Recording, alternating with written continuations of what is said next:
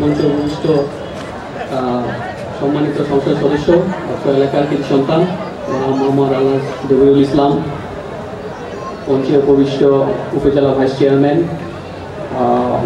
উপস্থিত অন্যান্য সামনে উপবিষ্ট সুধীবৃন্দ, সবাইকে ঈদের শুভেচ্ছা এবং আসসালামু আলাইকুম।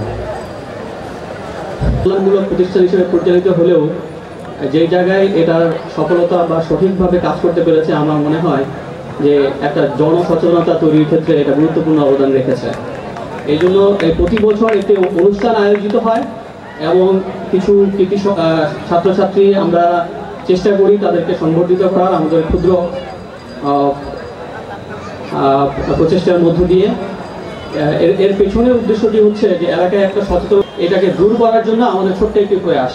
এই জন্য ছাত্র কল্যাণ পরিষদের সকল সদস্য এবং এদের যারা পৃষ্ঠপোষকতা করেছেন স্থানীয় জনপ্রতিনিধি সহ আমাদের এমপি সাহেব এবং অন্যান্য সুধীবৃন্দ, সবার প্রতি আমি আরেকবার কৃতজ্ঞতা প্রকাশ করছি এবং আমাদের ছাত্র কল্যাণ পরিষদের সকল সদস্যদেরকে আন্তরিকভাবে চেষ্টা করে যাওয়ার জন্য যাতে আমরা ভবিষ্যতে এই কাজটা সফলভাবে চালিয়ে যেতে পারি আছেন তাদের কাছে আমরা একটা দৃঢ় সহযোগিতা এবং পৃষ্ঠপোষকতা আশা করছি।